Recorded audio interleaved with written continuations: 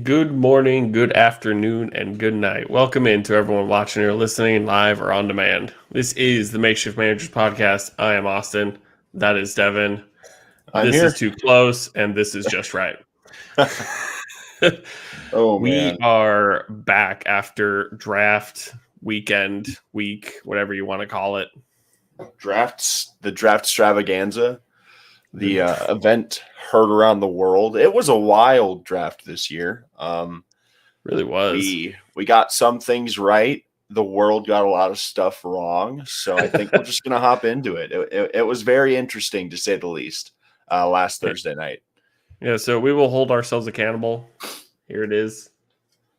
Here it is. Our first round mock draft that we did if we didn't watch last week. So we'll just quickly go through this. We got the first two right, Trayvon and Aiden Hutchinson. I think that was kind of the easier two picks unless one of those moved out, but I didn't really see either of those teams moving out.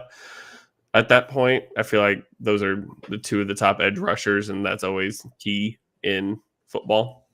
Uh-huh. So not going to complain about what the Lions and the Jaguars did there. 3 instead of Echem, the Texans went Derek Stingley Jr., which I thought was a really good pick. Yeah. It's interesting because I felt like I wanted to give him a tackle there because I think they need to. I thought protecting Davis Mills was the strongest play out of them all to give Mills the 1 year kind of he has to either be like, hey, you're either our quarterback of the future or we're going to be the first pick next year. We got to take a quarterback. Yeah, looking back on it, the big play here, as good as the tackle prospects were in this year's draft, I'm not sure if they were as good as last year's tackle class, at least at the top two spots. Yeah. Because yes, Evan Neal, Charles Cross, and Ike Ekwonu, all three of those dudes could be the next Tristan Wirfs, or even a guy like Rashawn Slater, or even a Penei Sewell. But I respect them going perimeter guy in Stingley. If we were having the conversation about Derek Stingley 2 years ago, he would have arguably been the first pick in the draft. His freshman year at LSU, he was the best corner in football, and it wasn't relatively close. So I think he was a little bit overlooked after this media circus and hype train behind Sauce Gardner kind of took off. It was just a foregone conclusion that Sauce would be the pick at 4, and wherever Stingley fell, it would make complete sense because he's that talented. And especially in today's NFL, where either you need to stop your opponent's quarterback by putting them into the ground or stop their receivers from catching the ball, Stingley makes a lot of sense. And I think a big thing here for us, like I'll take this as one of the biggest wins we've had on the podcast. We went 9 for 10 in terms of names of players that were called in the top 10. We didn't get the complete order right, but we got. It was always going to be tough to get that part for sure. Aside from Drake London, we got every single name in the top 10 to a T. And we nailed a solid number of the actual individuals that were taken in spots. Because we got Walker, Hutchinson, Gardner, I believe Cross, if I'm correct. Or no, Cross fell. Cross fell, I believe. Yeah, because Icky went to, the Panthers got Ekwonu. Okay. Mm-hmm. No, yeah. So then here's my question. Stingley went 3rd. Yeah. If you were going to take Stingley, why would you just not take Sauce Gardner at that point? Isn't Sauce Gardner technically the better prospect in that situation? The biggest problem with Sauce, in my opinion, is as good as his production was on the field in college, he was playing in the American Conference of college football. Derek Stingley was playing in the SEC for the last 3 years. So regardless of how hurt he was or how worse off he looked compared to that freshman year, the competition Derek Stingley lined up against any given Saturday was just inherently better than what Sauce Gardner was put in front of him. And that's not Sauce Gardner's fault. But the caliber of receiver in the SEC is far more talented and dynamic than what you will see out in the American Conference. But Sauce did hold his own in the college football playoff, which is commendable. But I do think Stingley as a prospect and his tape is a bit more impressive just based upon the fact that he's had to go against your Jameson Williams types, your Jerry Jeudy's. Like Alabama's had top first-round receivers for the last half decade, and Stingley's gone against the top guys that Alabama's been putting out year after year over the last 3 years. Yeah, that's fair. I can definitely understand that. So we got 4 right. We got Sauce Gardner going to the Jets, which was I still he's a good player, so it's a good pick for the Jets. I think that was kind of a known pick that was going to happen. So we had Evan Neal going to the Giants. The Giants did what we thought they were going to do, just in reverse order. Well, So the thing with how this shook out for us was we thought that Icky was going 3, so we right, thought Stingley would be there whenever it came down to the Giants yeah, being able to pick. Because if Stingley isn't there, I think we do lean Kayvon for the hmm Giants at 5 or 7. So the Giants they did what they had to do with 2 top 10 picks. They and got I think they did great. they got 2 guys that were essentially top 3 picks before last month. Like Kayvon came out of the season, he was arguably the first overall pick. Like Mhm. halfway through the Heisman calendar, Kayvon was talked about as like this year's can't miss prospect. And Evan Neal was mocked as high as first overall before the combine and stuff went down. So great job by I forget who the GM is out there currently, but they put on a show for their fans. Yeah, If I were a Giants fan, I would be ecstatic after that first round.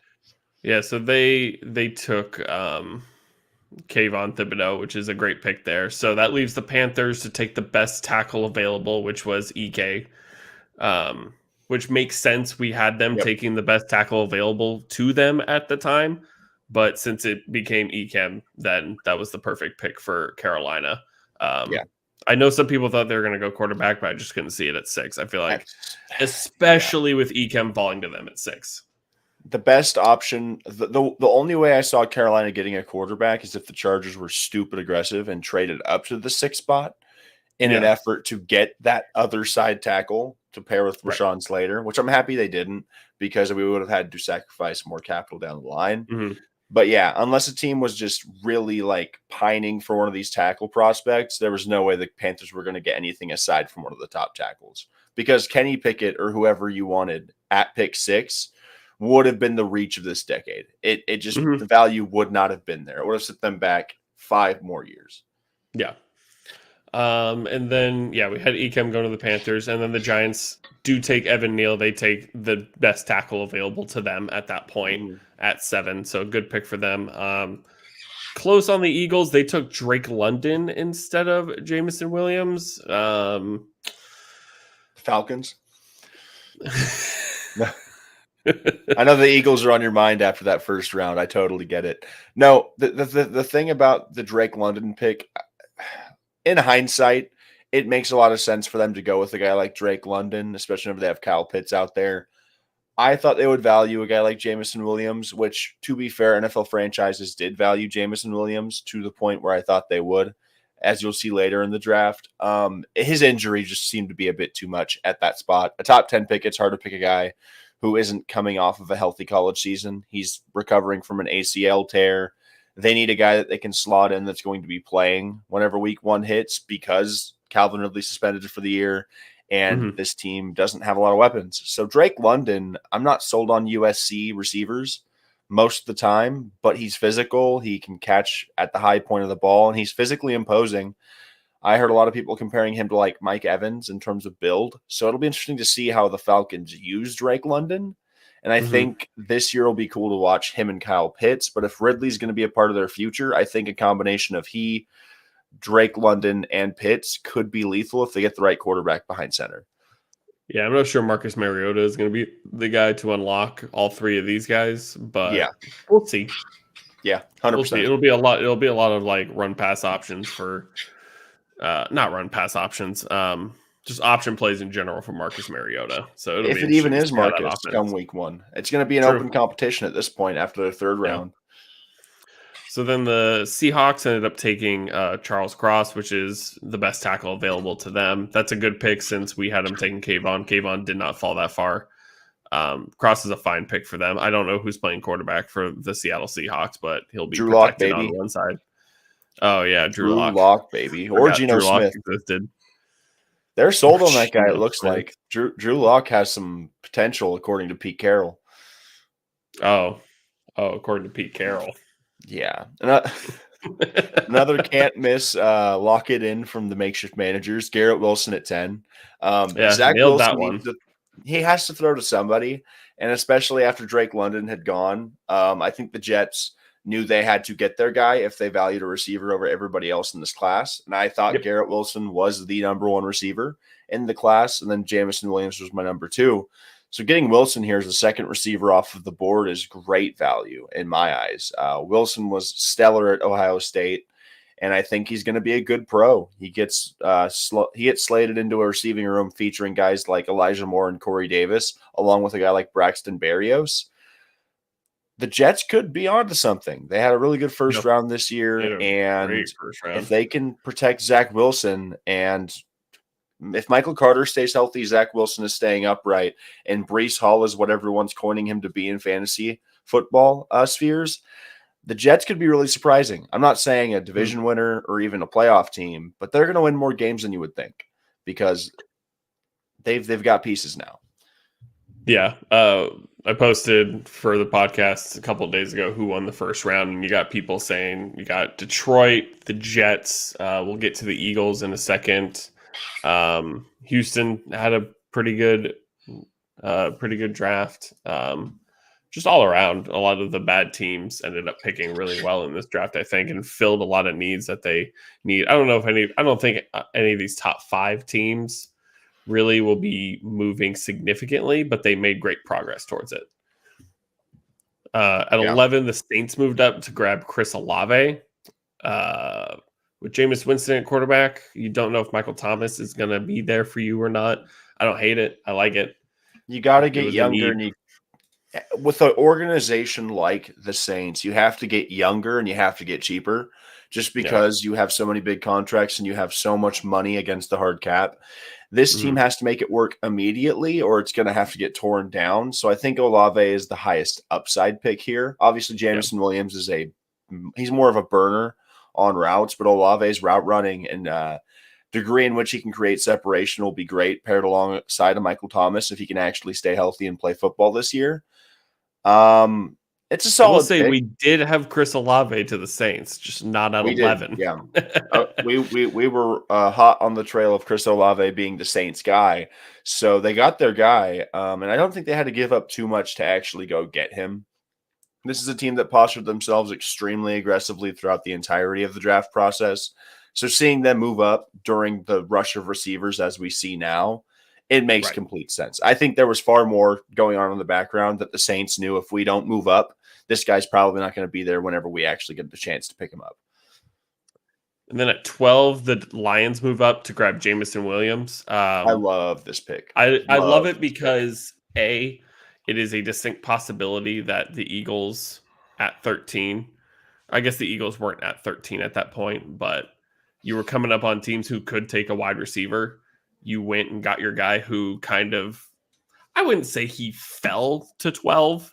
I mean, the wide receiver, the top 3 or 4 wide receivers are really good. So it's kind of a pick of the litter in the sense when you're in the spot that those teams were. And then Detroit went and got their guy, which I thought was a strong move as well to add along with Amon-Ra St. Brown, who had a breakout like second half of the season.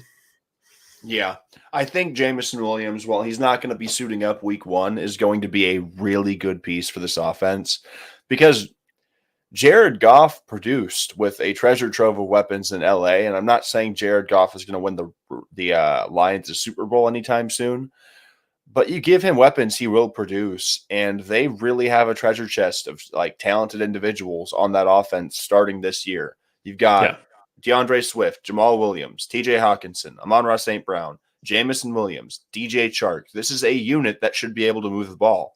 And after that offensive line got shored up with a pick in Penei Sewell, and you have guys like Frank Ragnow, their offense should be able to actually put drives together, and their defense is slowly but surely improving. The Lions, they got their guy, and I respect them for that. I don't think there was going to be anybody at 32 that was going to be worthy of like the receiver pick there. So they wanted to improve the offense, which I think is commendable to a certain extent because they're not going to have the opportunity to get a top 3 receiver prospect in the coming years, especially if they're trying to target a quarterback, if they're that bad. Yeah.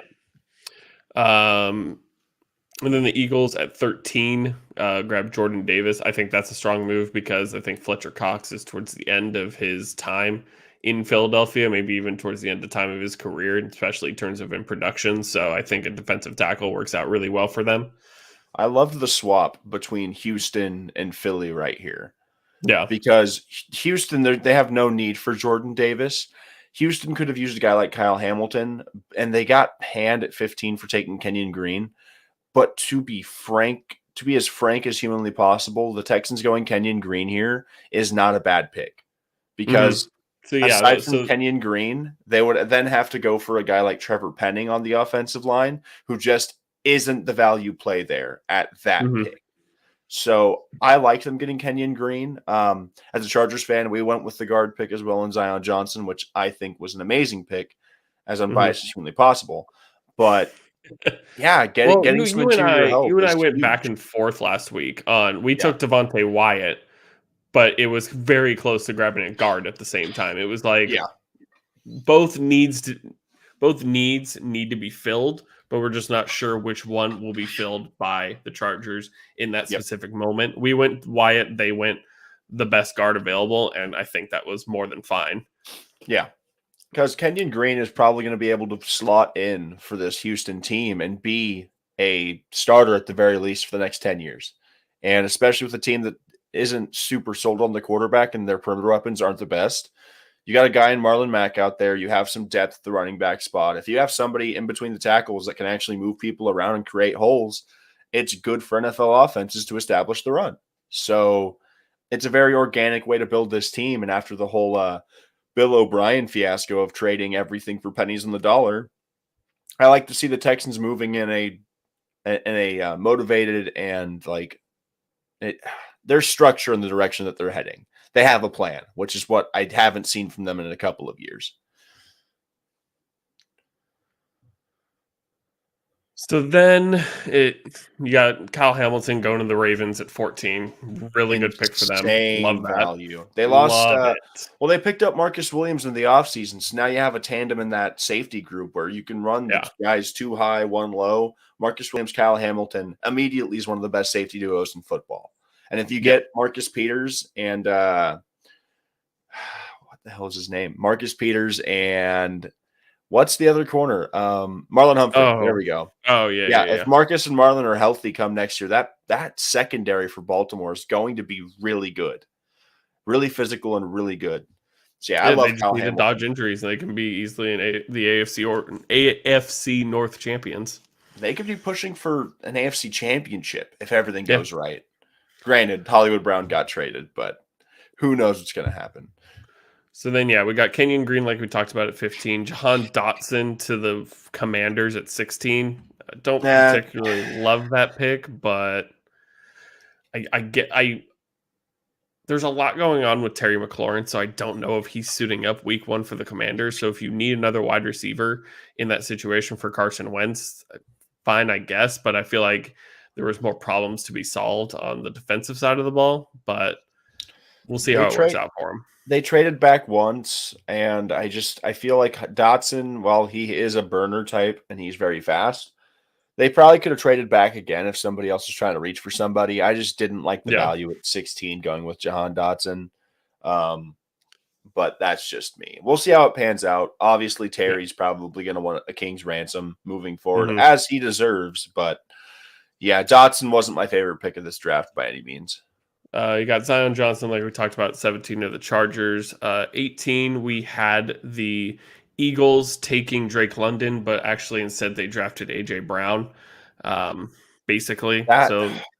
Firstly, I commend both sides of this deal 100%. A.J. Brown wanted a lot of money. The Titans gave Ryan Tannehill and Derrick Henry a lot of money. So A.J. Brown, sadly, your time has come.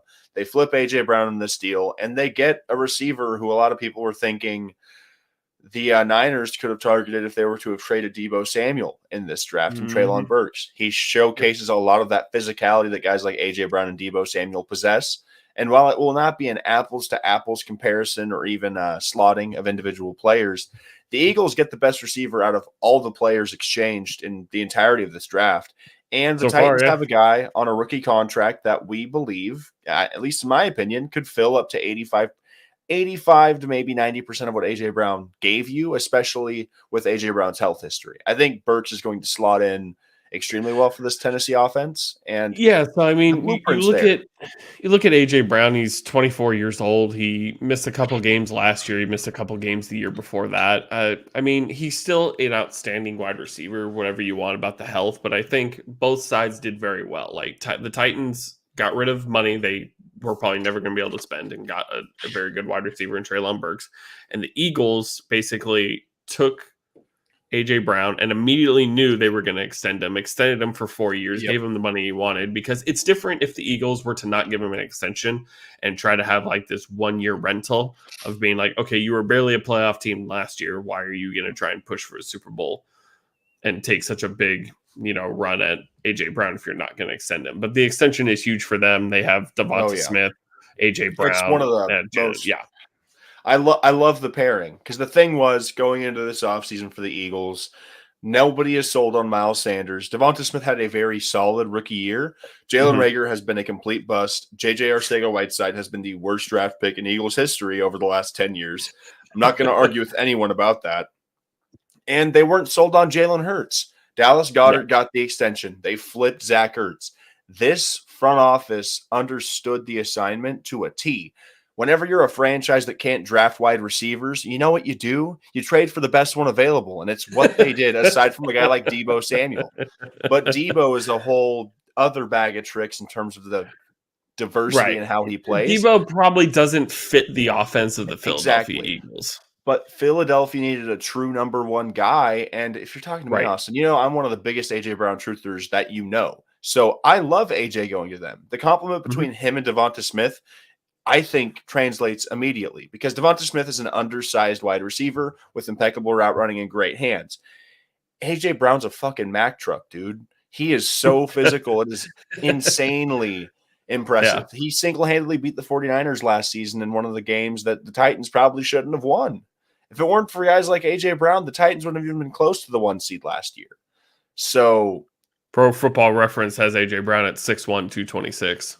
he's an absolute tank at wide Don't believe it. receiver, and it makes the Eagles so much harder to cover. And I think it Right. helps Miles Sanders, and now it's putting the pressure on Jalen Hurts. And if he cannot produce, they know what to do moving forward. It's the same idea as like what happened with Tua this year. They got him Tyreek Hill. And I think it's refreshing that these teams that are saying, hey, we have this rookie scale contract, even if we aren't sold on the guy, we have to act now. And as a team that has that rookie contract and a guy that we trust and we love in Justin Herbert, it changes the context a bit. But seeing other teams actually invest in these rookie scaled guys, it just makes the most sense. And I think it's the way the NFL has to adapt and move forward. Right. And you already addressed the other side of the ball by drafting Jordan Davis even before this. So Exactly. They you got got somebody who you already know what you're going to get. Yeah, they picked up it in any of the thing is, if Jordan Davis went to any other college and he was able to be like a 3-down player for his career, I think he would have been an easy top 10 pick.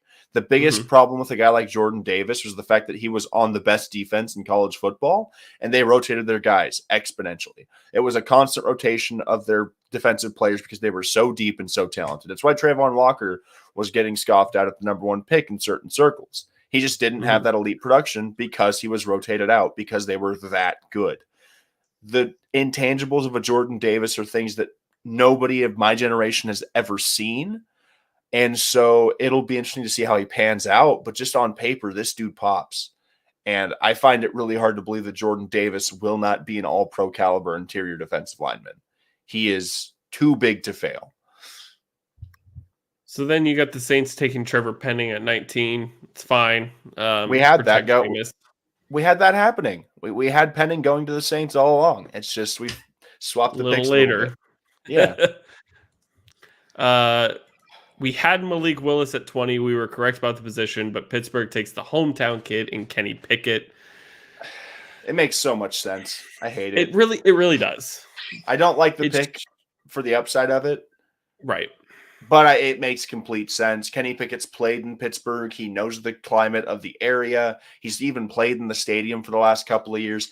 and he's charismatic as shit. Out of all the quarterbacks in this draft, he was the most Baker Mayfield-esque in terms of just on paper or on film. You look at him, you're like, damn, that dude's like, as the internet says, the quirked up white boy goated with the sauce. That's Kenny Pickett. He's got charisma. He can lead men, as a lot of NFL front offices like to look at things. But I just didn't feel there were a lot of first round talents at quarterback this year, and those feelings were vindicated as the later rounds went on.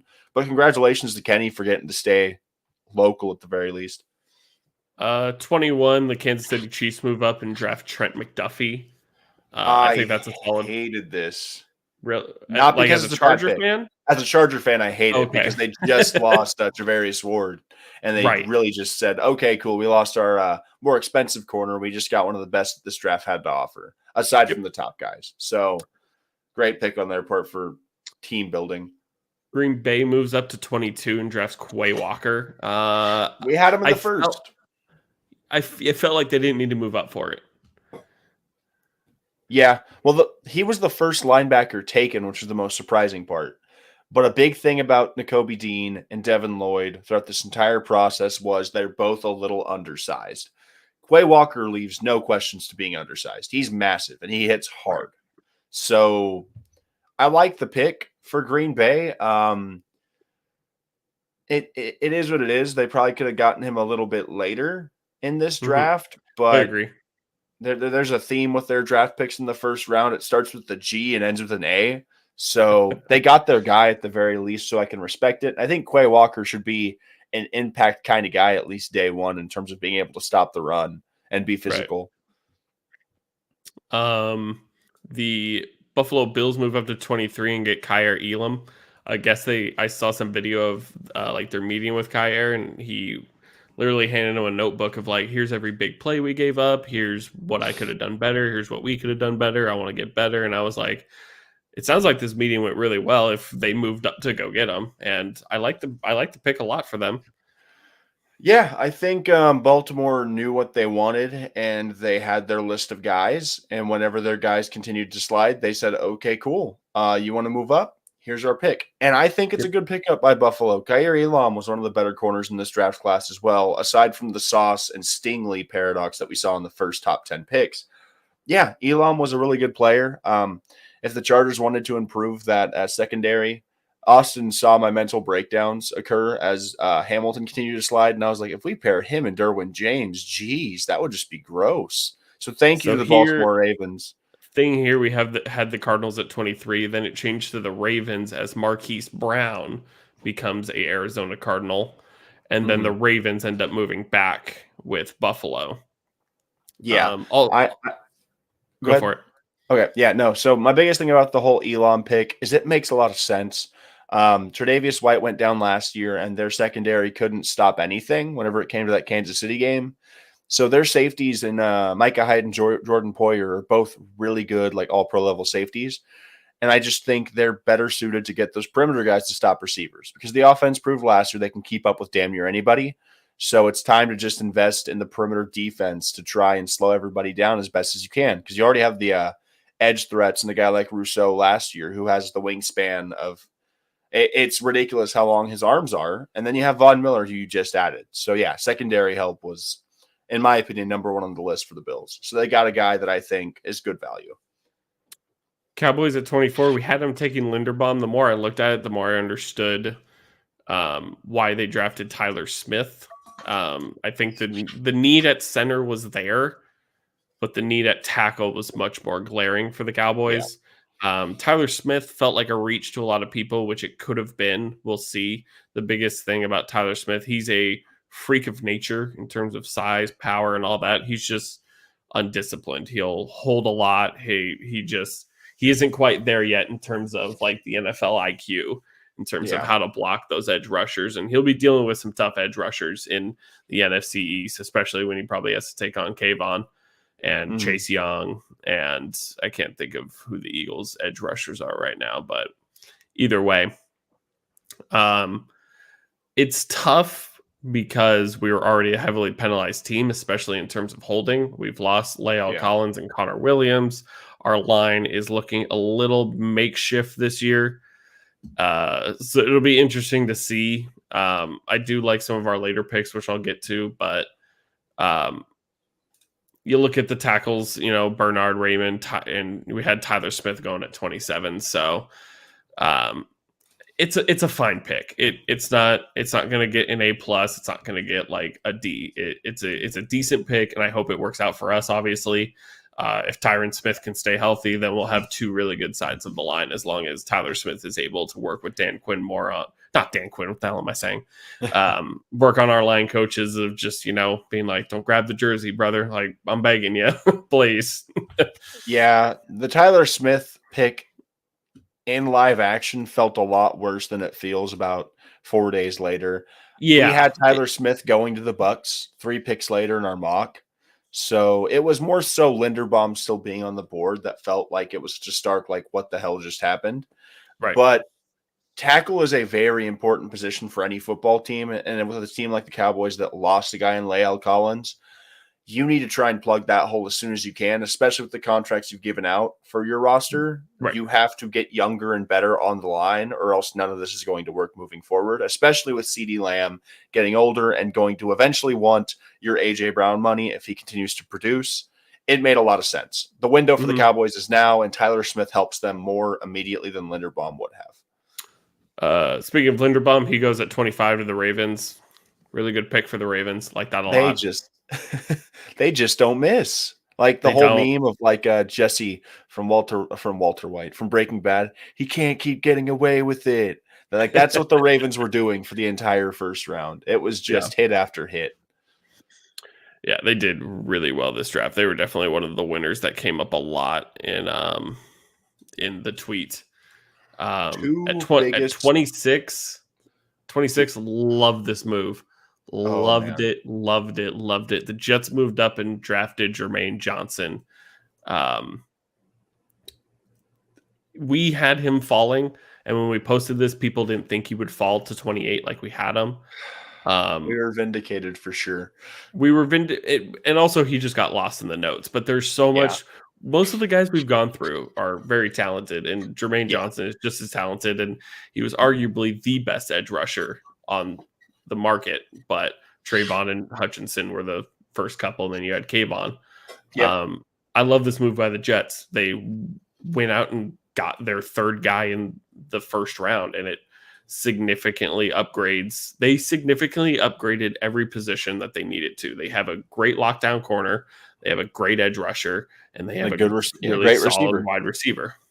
My biggest thing about this move, and it's the biggest reason why I had them taking Sauce Gardner, is I genuinely felt the drop-off from Gardner and Stingley to your guys like McDuffie, Elam, and Booth was a greater drop-off than Kayvon to Jermaine Johnson. And the fact that Jermaine fell this far is a testament to the scouting department for the New York Jets, or just, I don't know how he slipped that far in terms of just overall talent. I think it was just a lot of fit things for these rosters and these teams, because a lot of the teams after your top 10, they didn't immediately need pass rushing help. Genuinely. Every team's either added a guy in free agency or they have younger guys on their defensive lines. And yeah, if he didn't go to the Jets right there, I thought the Packers were going to just hit the send button on that pick immediately as soon as it came through. But yeah, Jermaine Johnson to the Jets is it's arguably one of the best picks in the first round. I think the value on that pick is insane. Yeah. But yeah, that's why they were big first round winners for me. They were at the top of the list. They were the number one team that won the first round. Like, I get it. We'll see in a couple years if they did exactly win, but at current moment, it feels like they won big time. They arguably got the best players at their position with their first 2 picks, and then they got a top 5 guy in all of the edge defenders in this draft. And that's the craziest part, is the guy that we had going before Jermaine Johnson went after him to a team that I think is going to didn't pay a lot to move up. That was a thing too. Yeah. It was basically they skipped a rock and they wound up in the 26th spot. Yep. And then moving up, the Jaguars moved up to 27 for Devin Lloyd. Love that pick. Love that pick. They already had edge in Josh Allen out there in Jacksonville. They've got Trayvon Walker. Now you have a linebacker in Devin Lloyd, who was arguably one of the most impressive linebackers in football last year, leading that Utah defense that was arguably fighting for a national championship for a lot of the year. They were the best team in the Pac-12. And I think Devin Lloyd, in terms of just an overall linebacker, is one of the better overall linebackers in the class. He's not the hardest hitter, not the best tackler. He's decent in coverage. But I think he's going to be an impact type of linebacker for this Jacksonville team. And I think it's a really good fit. The Packers at 28 today take Devontae Wyatt, another solid guy on the defensive side. Granted, as much as they need to upgrade wide receiver, there was probably going to be one in the second. Most of them were gone at this point. Where they take Devontae Wyatt, and they'll probably at this point once again take some in the second, third round, where there's that depth kind of talent that they need. They don't have their star number one, but it feels like Aaron Rodgers doesn't need a star number one to be successful. It's just he's had Devontae Adams for so long. That's just what it's been. So I think Devontae Wyatt is still a fine pick regardless. He was a guy that could have gone top 15, but there was a lot of off-the-field stuff in terms of I'm not going to get into the details, but there was some off-the-field concerns that front offices had with Devontae Wyatt, and it showed in his slide. Because coming out of the combine, people were like, actually, they were liking Devontae Wyatt even as much as they were liking Jordan Davis in terms of this interior defensive lineman class. But as we see, the gap between Wyatt and Davis on draft boards was far greater than even we imagined. So the slide happened, and it was pretty great. But I think he's got a really good home in Green Bay. I think he'll be really good on that defensive line, especially with they still have Preston Smith, if I'm correct, or it's Darius. It's one of them. They let one of them go to the Minnesota. But one of them Smiths. Yeah, one of the Smiths is still out in Green Bay. What? This is the strangest pick in all of the draft. My least favorite. Seriously, no pun intended, but this is a very strange pick. Watch this dude turn into like Logan Mankins or something. Watch him become a Hall of Famer, and we're just sitting here like, fuck, I'm an idiot. That's what Bill Belichick does. I'm not sold on it. He'll have to prove me wrong. He's earned the cachet to do something like this. But in the first round, this just felt really off base, especially whenever you see this next pick right after Cole Strange. I don't get how the Patriots don't go after Karlaftis and pair him with Matt Judon. It just made so much sense. And now I have to deal with George Karlaftis in the AFC West, so it makes even worse sense to me. Because, man, feels bad. Yeah, so George Karlaftis, George K. Goes to the Kansas City Chiefs at 30. A great pick by Kansas City. One of the best power rushers in all of the class. I just think he didn't have the finesse and speed of a lot of teams they want on the edge. Right. We had him going pretty early, but he still went in the first round where we kind of expected him to go. Kansas City now has Frank Clark, who I think is a pretty good speed edge rusher. He's got some power to him, but Karlaftis is going to be that other side complement of just bull rushing dudes. And if you have Chris Jones in the middle, you could even slide Karlaftis kind of interior with him and do like a 1-2 type game. If I'm an offensive lineman in the AFC West, Kansas City just got a little more interesting. Everybody's got the pass rush. Yep. At 31, we had Kyer Elam going to the Bengals, but he didn't fall. He went to the Buffalo Bills. So Bengals take Daxton Hill. I think that's a really solid pick for them as well. They don't have a ton of holes to fill, but I think Daxton Hill is a great safety pick for them. He's also very versatile. From what I saw in his tape and a lot of the discourse around him, he could play some slot corner. Like he could play around the secondary. He's not just like a steadfast safety. So their secondary was good. Their defense was great for most of the playoffs. But Eli Apple is not a guy that I'm super confident in and week out being the shutdown guy. So the more depth you have in that secondary, the better, because the more guys you can throw at receivers, the better off you're going to be, especially whenever it comes to later in the year. The more talent you can have on the perimeter, the better off you're going to be. Then at 32, you had the Minnesota Vikings, who just kept moving back all night long. They take safety Louis Keene. Louis Seen. Seen. I feel like that could go many ways. They have to replace Harrison Smith at some point. So this is a good depth pick for them. I don't know really where else they could have gone at 32. So I think this is a fine pick for them as well. They Yeah, I obviously think have to fix their defense. That was their biggest yeah. problem. Minnesota was smart. They just kept moving back and getting more capital because we had them taking Devin Lloyd, and honestly, in real time, it felt like a stretch for sure.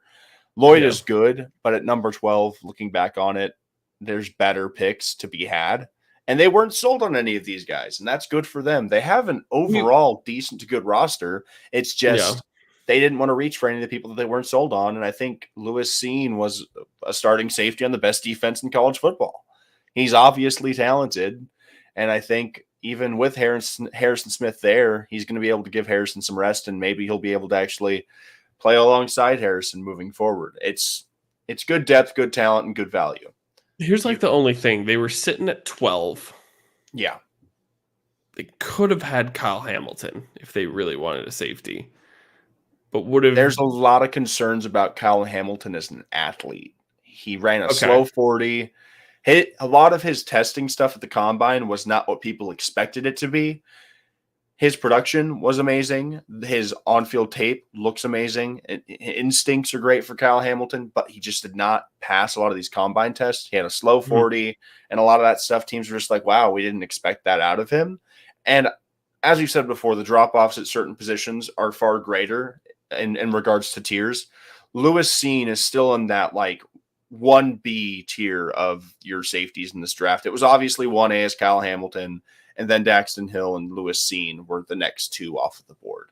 So as a Chargers fan, we got JT Woods in the third round. So if they were to have drafted a JT Woods at 32, for sure. I don't know what the hell their scouting department's doing, but Seen right here, especially whenever we had them the 32 spot taking a guy like Quay Walker, I do think the value's solid. The player's going to be good, and I just think it's a smart pick, especially for what their defense has and needs. Yeah, and it sounds like Detroit probably offered them a decent amount because I think Detroit really wanted to go get Jameson Williams the second they saw he was available. 100%. And whenever a team's willing to jump that high, they're giving up some solid capital. So, yeah. So we'll move back to here. Got about 15 minutes before we're going to get on out of here. So we'll give you the floor for a few minutes. How do you feel your Chargers did through the draft all around? Okay, so as we've said before, Zion Johnson at 17. I was not super high on this guy. I'm looking up the full draft results right now. I wasn't super high on Zion Johnson just because guards aren't necessarily the flashy pick in any given year of the NFL draft. But I knew it was a spot that the Chargers definitively needed to improve. Like, it was just the way that it had to be. I'm happy we got the guard in Zion Johnson. He was apparently like our number 6 guy on our big board in terms of like the Chargers front office.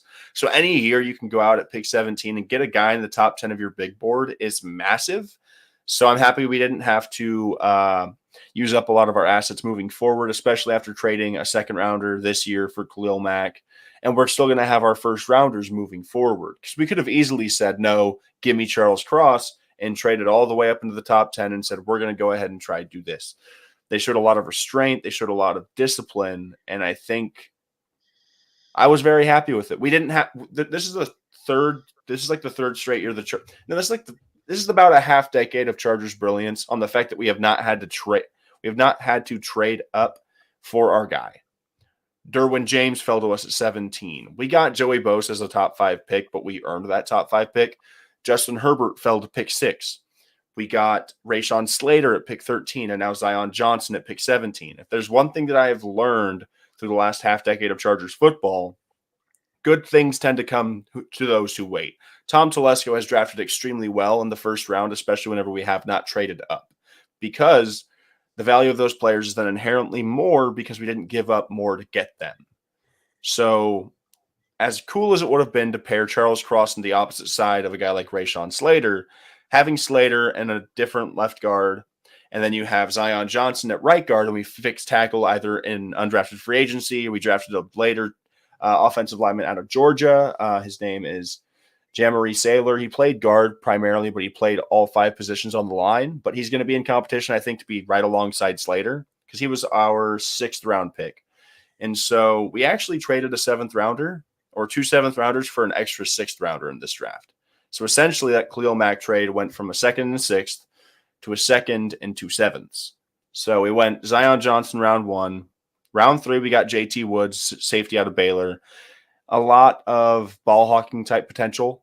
Pairing him with a guy like Derwin James and Nasir Adderley, it's really good depth. Whenever Derwin can't play, our safety group looks rather thin.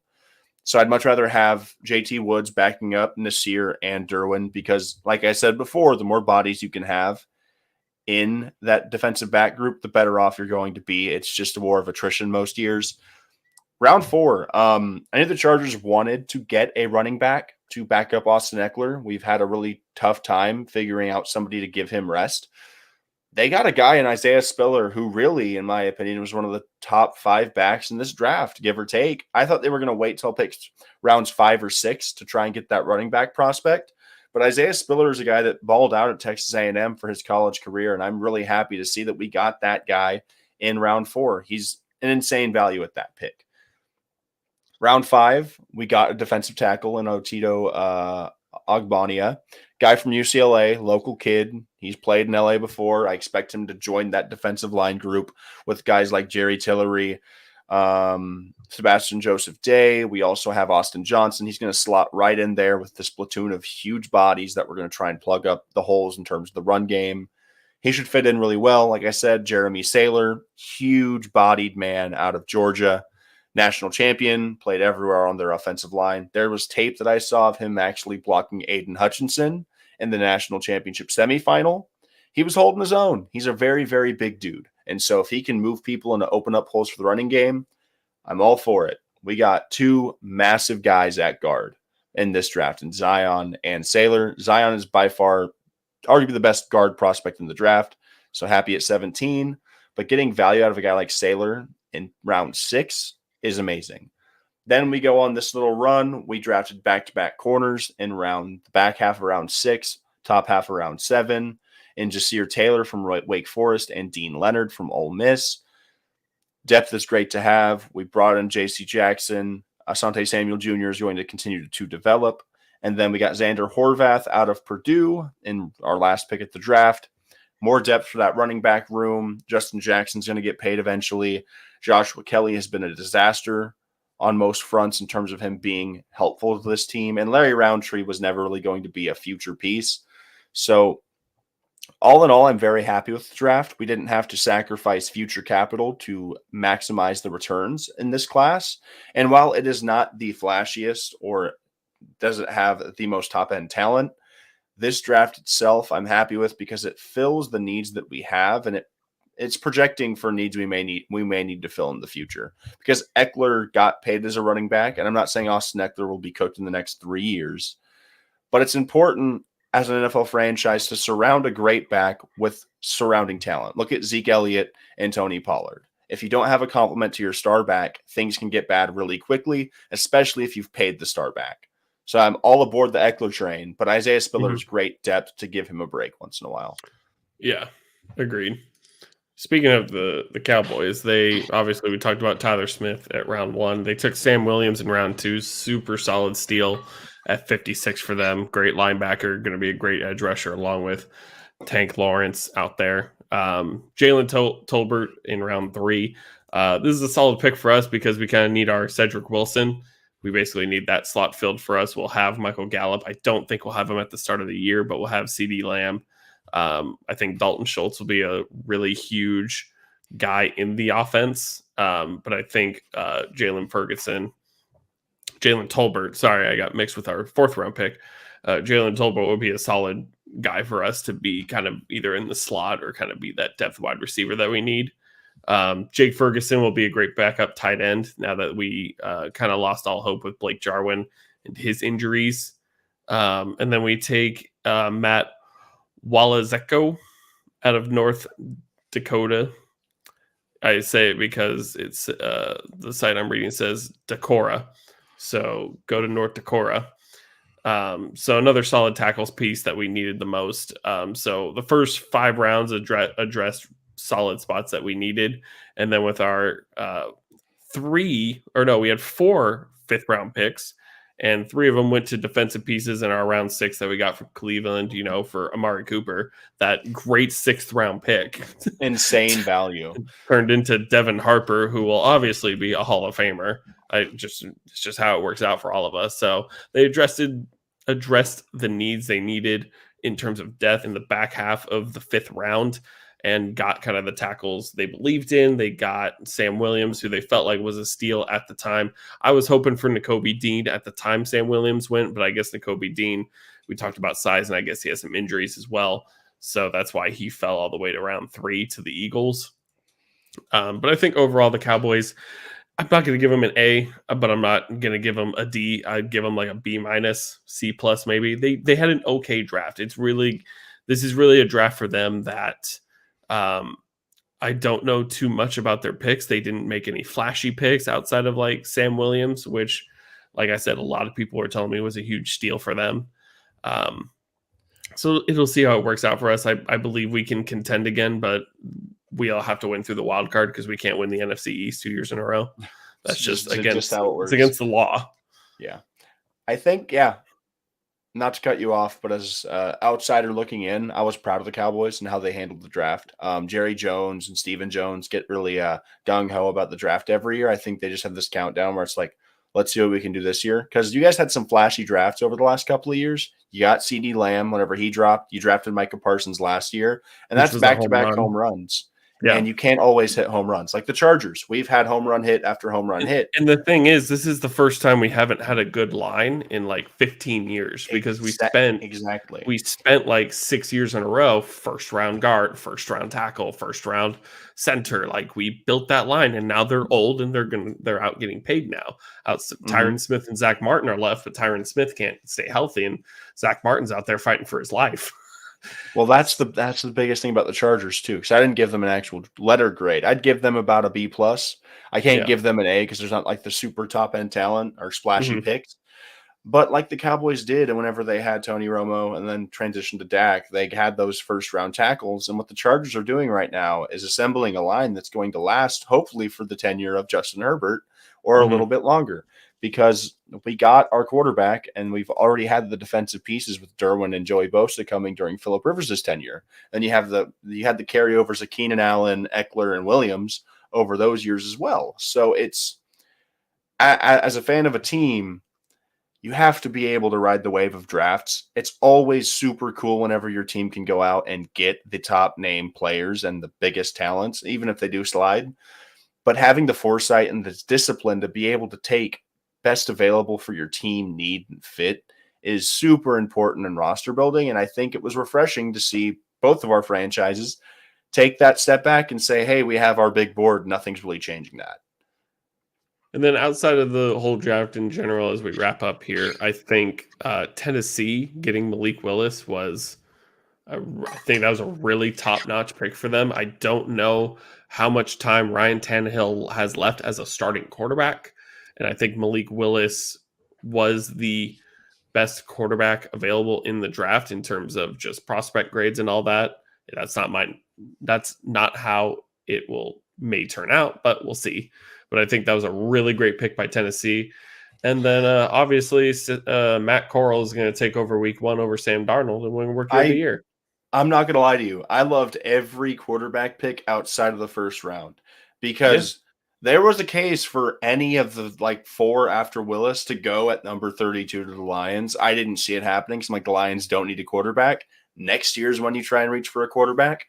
But no, it was Ritter to the Falcons, Willis to the Titans, and then you had Corral to the, as you said, the Panthers, and then Sam Howell fucking cratered. He fell off the face of the earth for about 2 rounds. He was a guy that was in that tier of those same guys. The Commanders got a steal in Sam Howell.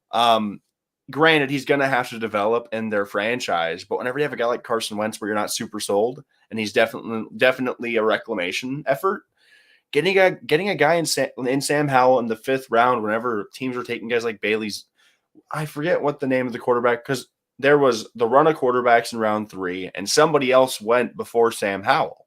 And I was like, wow, that guy. So I like every quarterback pick for those The core of thing is, guys Sam post Howell's a Pickett. 5th-round pick for the Commanders. Super low risk.